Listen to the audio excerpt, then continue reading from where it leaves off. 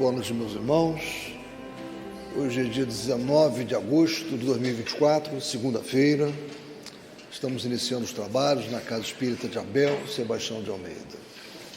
Como sempre o fazemos, rogando a Deus, nosso Pai de infinito amor e bondade, a Jesus, nosso querido e amoroso Mestre, amigo incondicional de nossas almas, e a Maria de Nazaré, nossa Mãe Santíssima, rogando que nos envolvam no manto de paz e de amor, que a nossa psicosfera esteja preparada para todos os trabalhos que se desenvolverão nesta noite.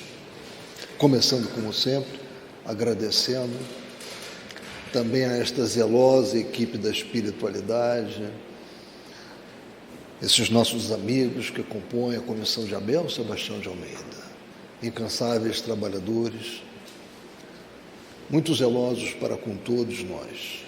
Muito antes de aqui chegarmos, esse ambiente foi preparado, higienizado, e ao chegarmos, cada um de nós, fomos avaliados, eles sabem das nossas necessidades, dos nossos problemas, dos nossos anseios, e tenhamos certeza que eles nos auxiliarão, na medida dos nossos merecimentos, pois assim ocorre com todos.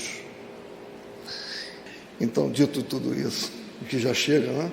Eu vou pedir a Alessandra a gentileza de fazer a leitura da nossa página preparatória. Está quase, daqui a pouquinho, só você dar uns tapinhos. Tá. Boa noite a todos. Boa noite. Que a luz infinita de Jesus, de Deus, dos nossos amigos espirituais estejam sempre nos amparando. Na Cruz, do livro Fonte Viva, pelo Espírito Emmanuel, psicografia de Francisco Cândido Xavier. Ele salvou a muitos e a si mesmo não pôde salvar-se. Mateus 27, 42. Sim, ele redimira muitos, estendera o amor e a verdade, a paz e a luz, levantar enfermos e ressuscitar a mortos. Entretanto, para ele mesmo erguia-se a cruz entre ladrões. Em verdade, para quem se exaltara tanto, para quem atingir o pináculo, sugerindo indiretamente a própria condição de redentor e rei, a queda era enorme. Era o príncipe da paz e achava-se vencido pela guerra dos interesses inferiores. Era o Salvador e não se salvava. Era o justo e padecia suprema injustiça. Jazia o Senhor flagelado e vencido. Para o consenso humano era a extrema perda. Caíra, todavia, na cruz. Sangrando, mas de pé. Suplicando, mas de braços abertos.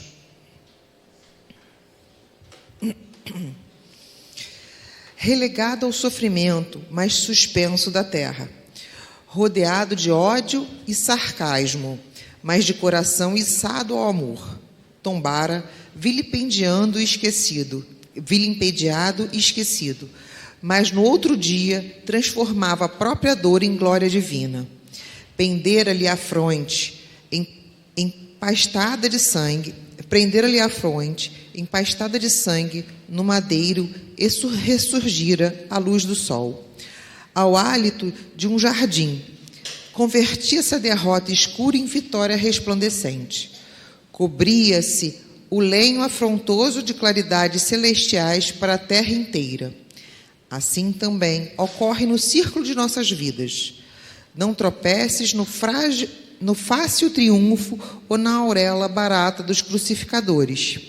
Toda vez que as circunstâncias te compelirem a modificar o roteiro da própria vida, prefere o sacrifício de ti mesmo, transformando a tua dor em auxílio para muitos, porque todos aqueles que recebem a cruz em favor dos semelhantes descobrem o trilho da eterna ressurreição. Graças a Deus. Muito bem, meus irmãos. Então, é chegado o momento de nós fazermos nosso estudo, o estudo da nossa noite. Segunda-feira é um dia dedicado ao estudo do Evangelho segundo o Espiritismo, como nós sabemos. Nós estamos no capítulo 24, que foi bastante estudado aqui entre nós, não é um capítulo fácil.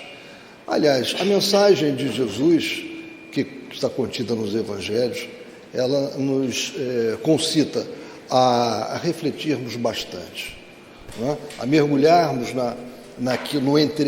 no interdito, a mergulharmos no espírito da letra.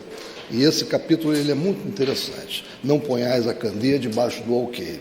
E esses itens 17 a 19 falam de carregar sua cruz.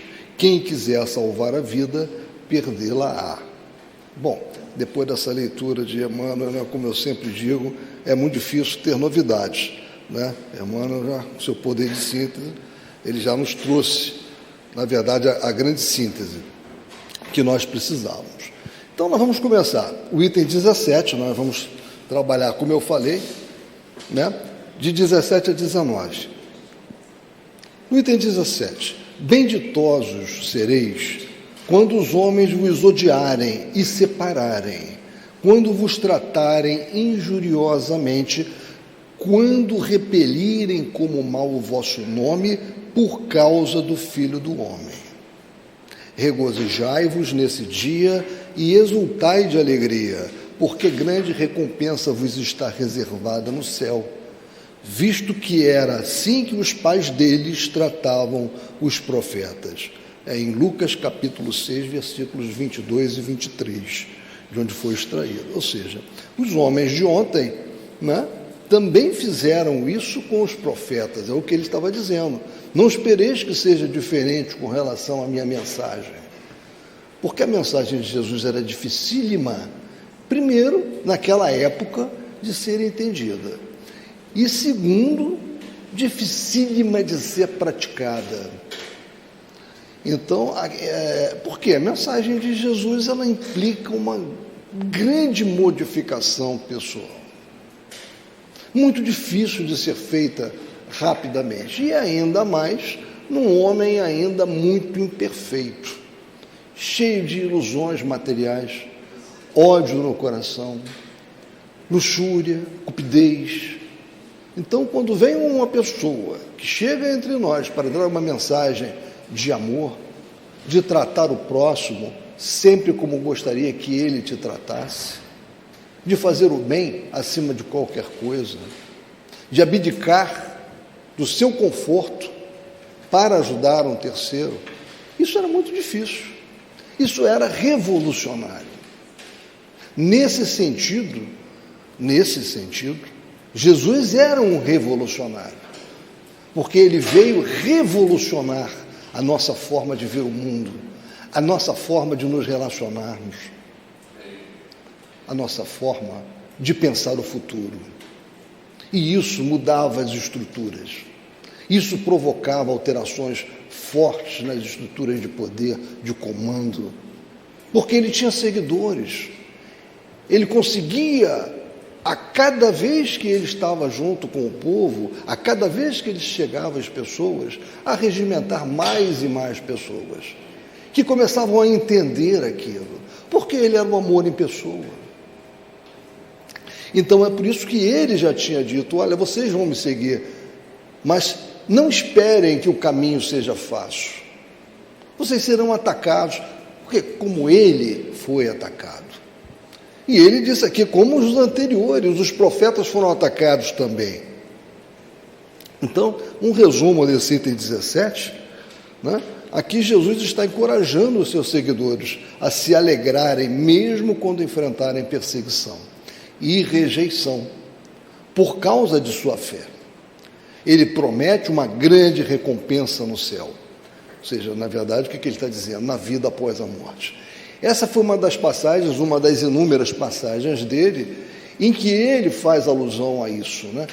A alusão de que a vida não termina com esse corpo material, que a vida continua, que nós teremos outras e outras oportunidades de retomar a matéria e continuarmos a progredir, e que não existe só este mundo onde nós estamos, que é uma pluralidade de outros mundos habitados. Então as mensagens de Jesus esse tipo de mensagem estava imiscuída em todo o seu ensinamento. Ora, no ensinamento ele falava apenas que, olha, essa vida é efêmera, você terá outras oportunidades. Ora, ele dizia que na casa do meu pai há muitas moradas e seguia em frente.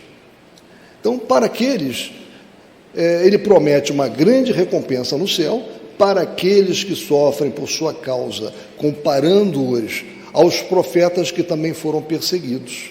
A mensagem central é de esperança e perseverança. Lembrando que as dificuldades terrenas são temporárias e que há uma recompensa eterna para aqueles que permanecem fiéis.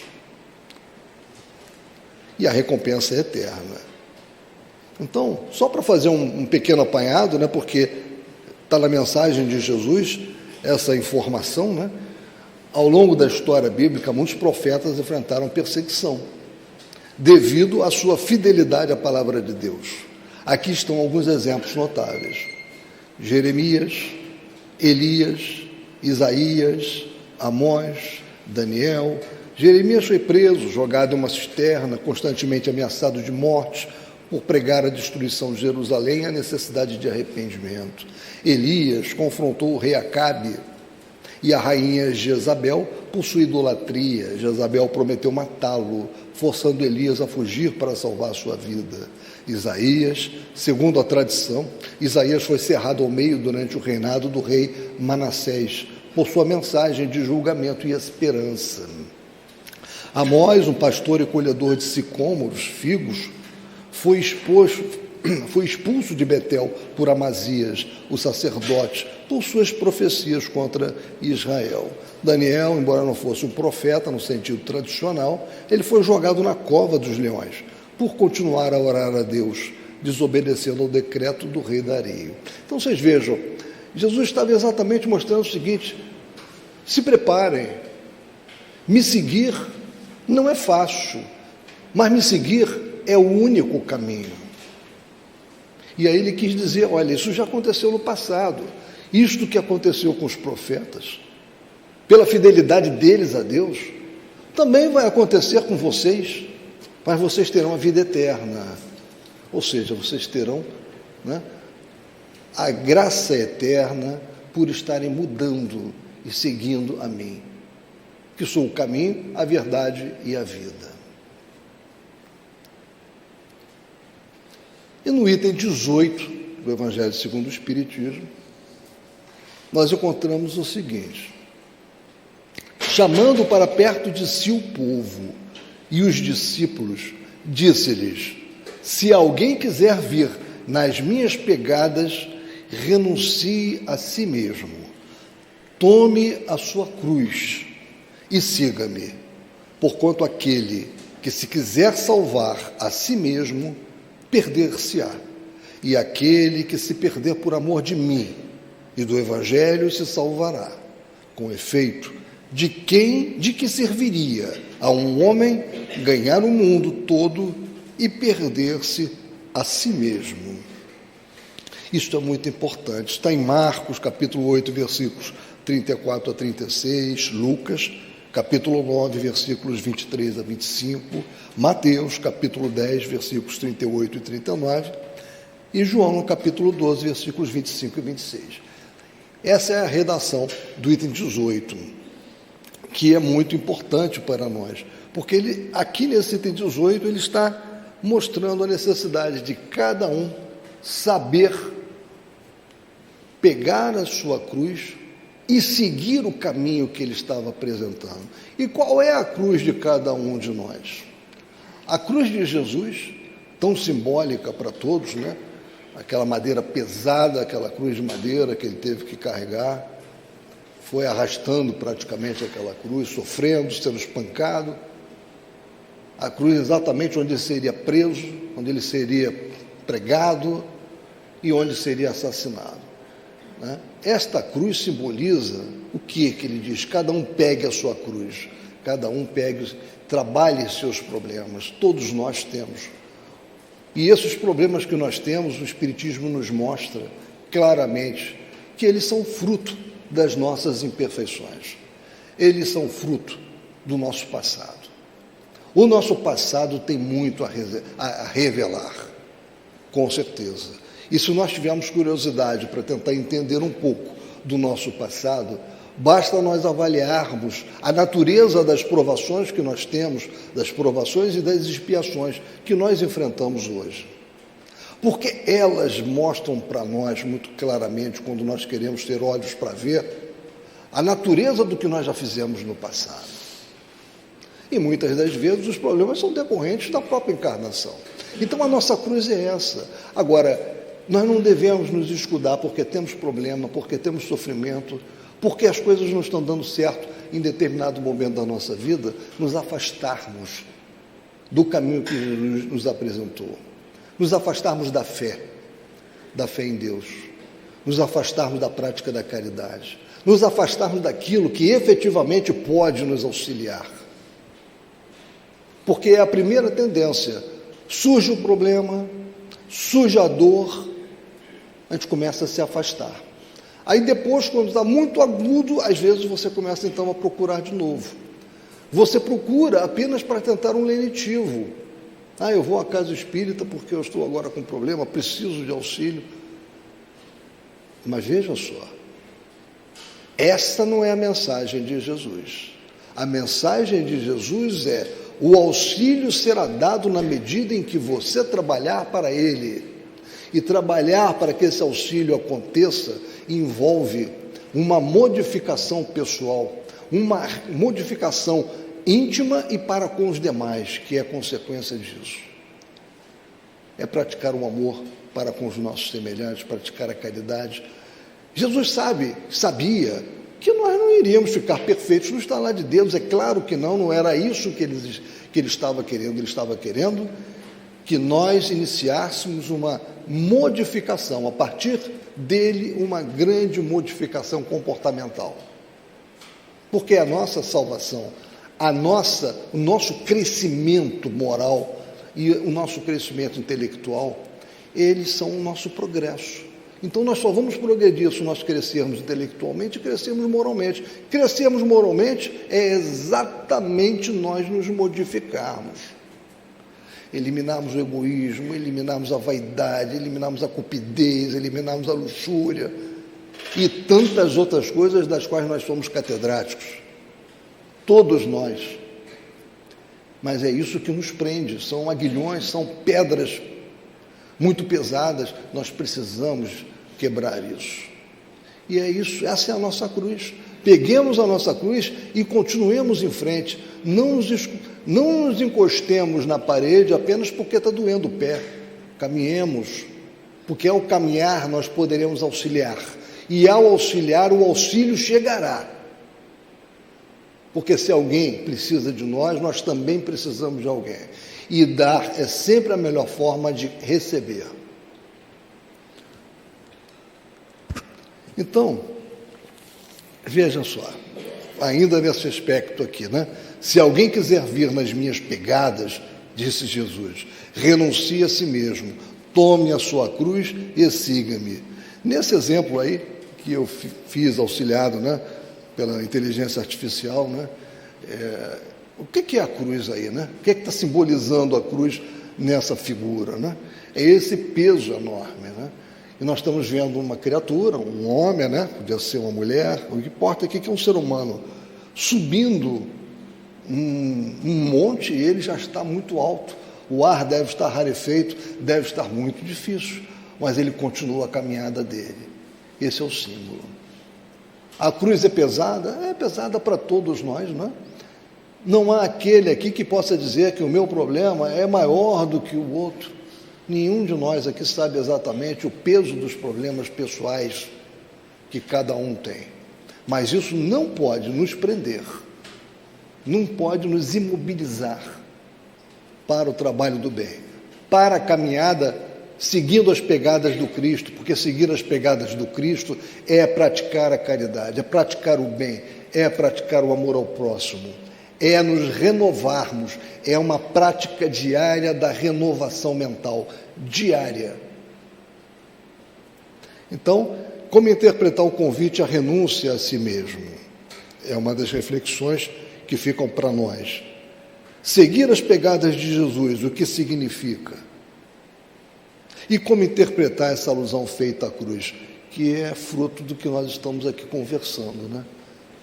O que é a cruz? O que ele quis dizer com a cruz? O que é seguir as pegadas dele? Ele deixou as pegadas, elas estão disponíveis para nós aonde? No Evangelho.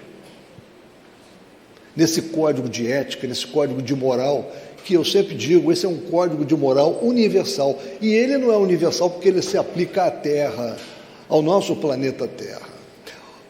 O código de ética que Jesus nos entregou, ele é um código de ética que nós vamos ter que aplicar no universo inteiro, em nossas jornadas intermináveis, em outras encarnações que faremos em mundos diferentes, porque nós sabemos que isso acontecerá. Muitas são as moradas do meu Pai. Há uma pluralidade de mundos habitados, nós sabemos disso, os Espíritos nos entregaram essa informação e ela está no livro dos Espíritos.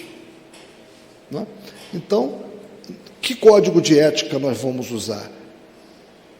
Aquele que Jesus nos deu, aquele que Jesus nos entregou. Essas são as pegadas de Jesus. As pegadas de Jesus estão no Evangelho. E o interpretar a renúncia a si mesmo é nós mostrarmos o seguinte: primeiro, não entendermos que os nossos problemas são os maiores problemas que existem no planeta. Segundo, não achar que o nosso conforto pessoal deve prevalecer sobre a mudança necessária que nós temos que fazer no aspecto moral. Se os nossos interesses materiais, eles colidirem com a necessidade de reforma íntima, a necessidade de reforma íntima tem que ter a isenção sobre isso, tem que se sobrepor sobre os interesses materiais. Então, isso é interpretar o convite à renúncia a si mesmo, é isso. Então, tentando organizar, né, esse item que nós lemos, né, são 18, 19, esse é o 19, né? Aqui Jesus está ensinando sobre o custo do discipulado. Ele chama seus seguidores, que é interessante, né, porque é o custo, o discipulado, né? Você tem o discipulador, que é aquele que ajuda os discípulos. E o discipulado é todo um trabalho que os discípulos fazem para poder melhorar-se e seguir as palavras de Jesus, seguir a mensagem de Jesus. E isso é um trabalho longo, é um trabalho que leva tempo, é um trabalho do dia a dia. Então, Jesus, ele ensinando sobre o custo do discipulado, que é custoso, é difícil. Abrir mão dos nossos interesses, principalmente os interesses materiais, é muito difícil. Então, ele chama os seus seguidores a negar a si mesmos. O que ele quer dizer com isso? Colocar as necessidades e desejos pessoais em segundo plano, em favor da vontade de Deus. Ele não disse que nós não devemos ter os bens materiais necessários para nós, que nós não devemos trabalhar para uma melhoria. Não, nós devemos trabalhar sim, devemos ter o conforto necessário, mas o que ele nos alerta, o que ele nos ensina, é que nós não devemos ser escravos disso. Não podemos. Tomar a sua cruz diariamente, estar disposto a enfrentar dificuldades e sacrifícios por causa da fé. Seguir Jesus, viver de acordo com os ensinamentos e exemplos de Cristo. Jesus enfatiza que tentar preservar a própria vida de maneira egoísta resultará em perda, enquanto sacrificar a vida por amor a Ele, ou seja, a mensagem dele. Jesus não queria que fosse ser idolatrado em momento algum. A gente não vê em momento algum da passagem de Cristo interesse em ser idolatrado. Então, quando ele diz, me siga, esteja comigo, é a mensagem que ele estava trazendo para nós. É isso que ele queria. E é isso que ele quer. Então, Jesus enfatiza que tentar preservar a própria vida de maneira egoísta resultará em perda, enquanto sacrificar a vida por amor a Ele, a mensagem, levará à verdadeira salvação. Ele também questiona o valor de ganhar o mundo inteiro, se isso resultar na perda da alma. A mensagem central, e isso é sempre importante, né? Nós tentarmos descobrir a mensagem central. A mensagem central é sobre a importância de priorizar a vida espiritual e a relação com Deus acima de tudo. Essa é a mensagem principal desse item. E seguir as pegadas de Jesus, né? Implica algumas coisas. Ainda voltando sobre esse aspecto, né? Isso aqui também eu procurei na inteligência artificial, eu fiz várias coisas, mas o que trouxe mais próximo do que eu gostaria é isso. Ou seja, estamos vendo aqui uma aparência de um homem, né? Aparentemente ele, né? Risonho, né? Assim, boa praça, como se costuma dizer, né? Por trás, nós temos ali um lobo, né? Um animal que pode ser feroz, né? Então, o que é seguir essas pegadas? Seguir essas pegadas. Encetarmos uma luta sem tréguas contra nossas imperfeições. Esse lobo que está aí atrás. As nossas imperfeições estão escondidas. Então, encetarmos uma luta sem tréguas contra nossas imperfeições, muitas delas somente conhecidas por nós mesmos. Essa imagem aí, casualmente, né, eu no domingo, ontem, eu participei de uma reunião de condomínio. Não costumo fazer isso não, mas eu tenho uma residência em outro município também, e é um condomínio, e lá teve então uma reunião. Precisava se discutir coisas importantes, prestação de contas, né? Um síndico que estava sendo retirado por problemas, né? Malversações de dinheiro, infelizmente. Mas as pessoas, quando eu cheguei lá, cheguei antes da reunião começar, você via todos sentados ali, aqueles grupinhos, porque sempre tem os grupinhos, é normal. Mas todos ali rindo, falando, né? Olha, quando começou a assembleia, olha, foi terrível. Eu vou dizer a vocês, eu fiquei impressionado. Não que eu não tivesse participado de outras reuniões de condomínio, não. Eu já tinha participado, mas aquela ali foi de uma agressividade e levou pouco tempo para que as pessoas explodissem, num paroxismo de raiva, de ódio, chegando a levantar. Uma coisa interessante também que eu observei, porque tradicionalmente, né, pelo menos na minha cabeça, os homens são mais agressivos. Os homens têm uma postura mais explosiva, mas não aconteceu isso. A explosão era maior nas mulheres. Os homens estavam explodindo também, mas tinha algumas mulheres que, olha, explodiram, e duas quase que se pegaram mesmo de soco, bofetado, se não fossem as pessoas pararem com aquilo. Então aquilo levou mais ou menos quase 20 minutos para apaziguar, para se poder discutir a ordem do dia. Aí depois foi aquela primeira ordem do dia foi a que causou tudo isso. Aí eu estava me lembrando eu já tinha feito aqui esse trabalho, né, essa apresentação, e eu estava exatamente me lembrando disso aqui. Esse lobo, mas apareceram vários lobos ali.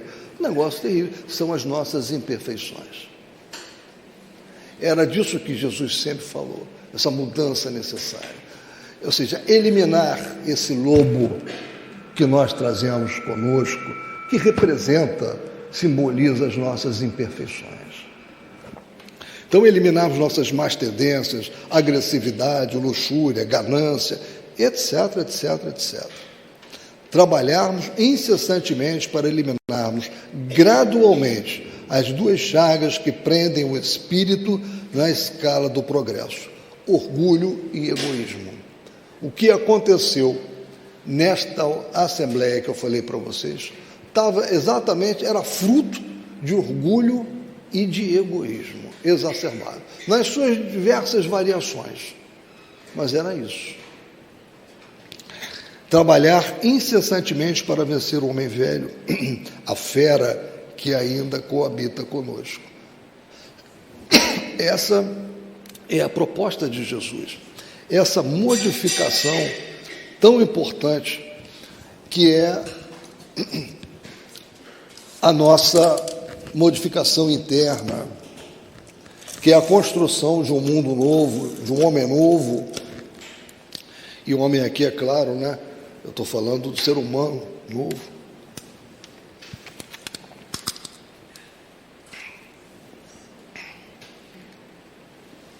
E o 19, que é o nosso último item: rejubilai-vos, disse Jesus, quando os homens vos odiarem e perseguirem por minha causa, visto que sereis recompensados no céu. Podem traduzir-se assim essas verdades: considerai-vos ditosos quando haja homens que, pela sua má vontade para convosco, vos deem ocasião de provar a sinceridade da vossa fé. Porquanto o mal que vos façam redundará em proveito vosso. Isso aqui já é a análise feita, é a mensagem que está contida no Evangelho e que retrata a análise feita sobre os itens que foram lidos, né? Lamentai-lhes a cegueira, porém não os maldigais. Depois acrescenta: tome a sua cruz aquele que me quiser seguir.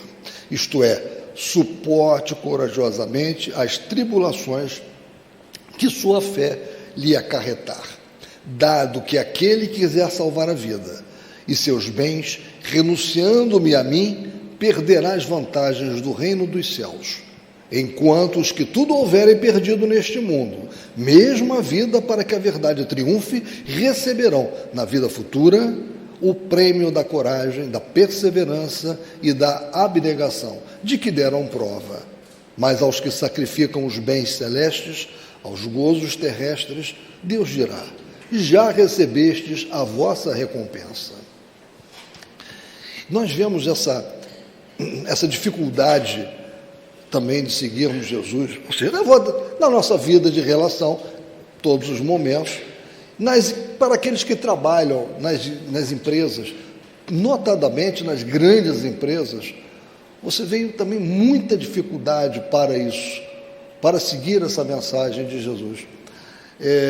Por isso que eu hoje trouxe, eu sempre não, mas quando há uma oportunidade, eu faço referência a um livro que eu ganhei em 2020, de um grande amigo, numa empresa grande que eu trabalhava e que eu, inclusive, tive a oportunidade de ajudá-lo nesta empresa, em que ele estava para ser demitido, e ele era um profissional valoroso, né? E eu recebi, a despeito das pessoas, dos demais gerentes da época, me questionarem muito e eu ser muito criticado, e foi uma grande aquisição. Foi um profissional que me ajudou tremendamente, tá? Numa fase, inclusive, de muitas mudanças na legislação. E esse livro aqui são os 25 problemas mais comuns nos negócios e como Jesus os solucionou. Muito interessante, o autor aqui é Jim Zablocki. Não é um livro espírita, é um livro escrito por um administrador, um norte-americano, mas que trabalha e mora em Fort Lauderdale, mas que é muito interessante, porque ele pega vários aspectos, como devemos nos portar com a delegação, né, de poderes que fazemos nas empresas, e ele aí traz a relação de Jesus, né, com os seus apóstolos, como devemos nos manifestar com relação à integridade na empresa, principalmente aqueles que trabalham com a aquisição, trabalham em áreas de compras, de faturamento, de cobrança, onde é muito fácil você ver ataques à integridade das pessoas, né? E isso, em português claro, o chamamento à corrupção, né? E isso acontece, né? E não só nas grandes empresas, acontece no meio político, enfim. Então, nós temos que ter isso, não estou falando que temos que ter este livro, nós temos que ter a bússola do Evangelho, tal como esse administrador procurou criar aqui. Ele se baseou no Evangelho, exatamente para criar 25 situações muito comuns e, segundo ele, e ele foi assim, cuidadoso, né, porque ele trabalhou em cima do Evangelho, como Jesus teria se manifestado naquelas situações. Até controle de tempo ele fala. Então, meus irmãos, tentando fazer uma síntese disso que a gente está conversando, né? Temos meios e condições, né? Sem os quais não se pode ver na terra o reino de Deus em todo o seu poder, né? E o que é isso? Devotamento. Os meios e condições que são indispensáveis para nós, e que tudo isso aqui resume o que a gente vem conversando desde o início, é o devotamento absoluto e submissão sem limites aos ensinamentos de Jesus. Não tem outro caminho. Não tem outro caminho. Ou nós mudamos o nosso ponto de vista e focamos isso, ou nós vamos estar fazendo reencarnações sucessivas, até não podemos mais reencarnar neste planeta, porque a nossa evolução espiritual já não é mais compatível, porque estamos num mundo que está em transição. O nosso mundo de provas e expiações, nós o sabemos, caminha para uma mudança, está na fase de transição, para o mundo de regeneração. E não será possível a convivência daqueles que não alcançaram um patamar mínimo evolutivo compatível com um mundo de regeneração. Então, devotamento absoluto, submissão sem limites aos ensinamentos de Jesus. O que é que isso implica? Prática sem reservas da caridade, né?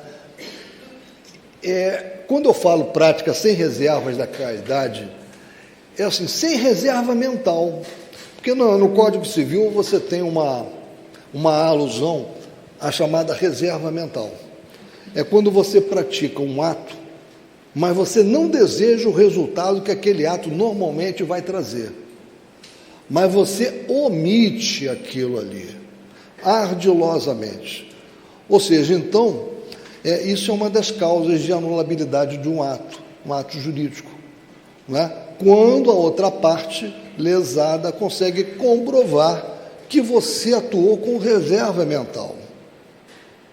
Ou seja, você não atuou licitamente ali entre as partes. Você não guardou a probidade necessária que aquela relação contratual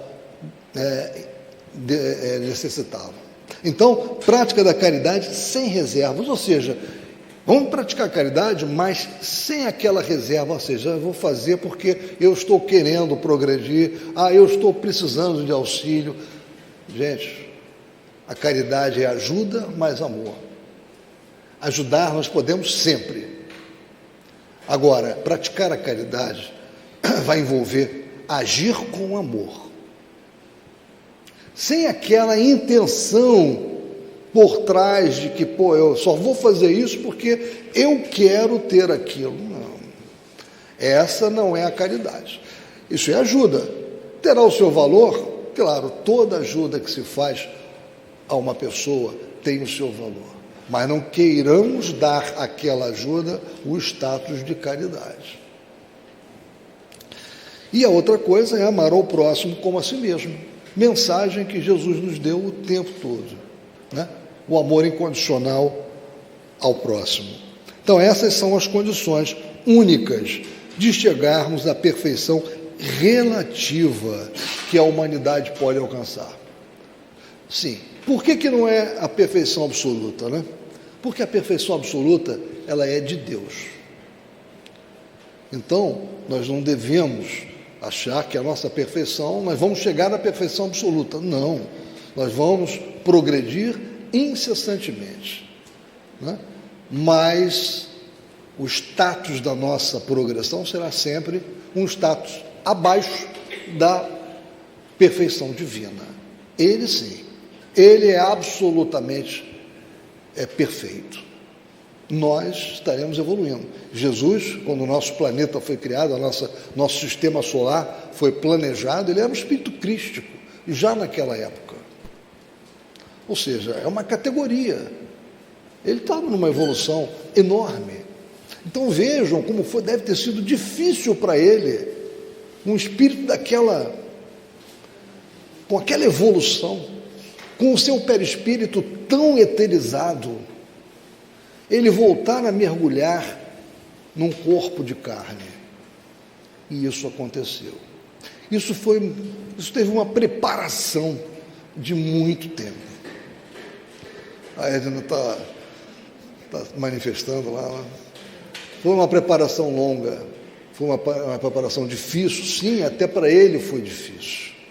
Porque mergulhar nesse escafandro de matéria para um espírito daquela excelsitude é muito difícil. E ele veio aqui para trazer a mensagem, para entregar o Evangelho, para entregar o código que hoje nós temos.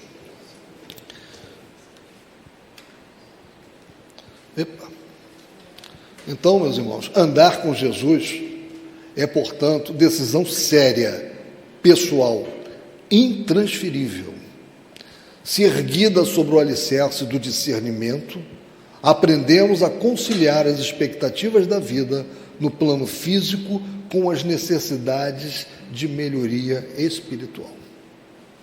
É possível conciliar a nossa vida de relação, a nossa vida material, com o chamamento de Jesus? Claro que é. Claro que é. E é necessário. Então, meus irmãos, aqui eu não elaborei esse gráfico.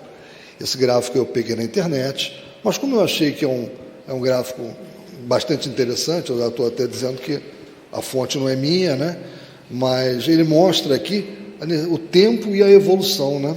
E embaixo você tem encarnação, desencarnação, encarnado, status de encarnado, status de desencarnado. Ou seja, ao longo do tempo, os nossos mergulhos no corpo material, né, sucessivos, que é via reencarnação. E a evolução.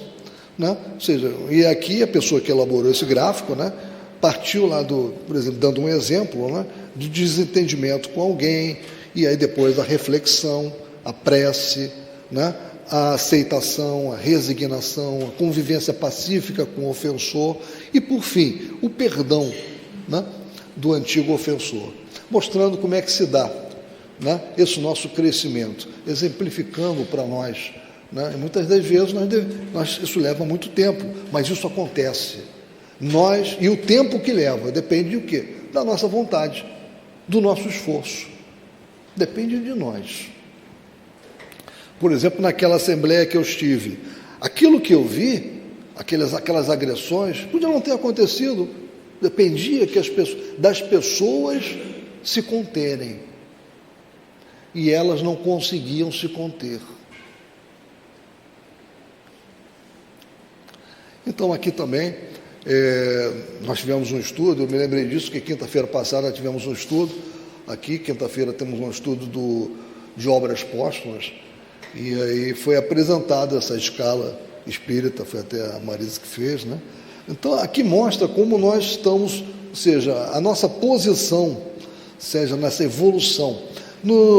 Nas questões 100 e seguintes do Livro dos Espíritos, nós temos uma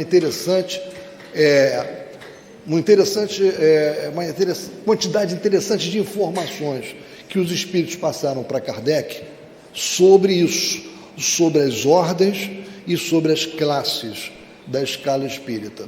Questões 100 e seguintes. Vale a pena para rememorar para quem já leu e vale muito a pena ler para quem não teve oportunidade ainda de ver. Nós estamos aonde, meus irmãos?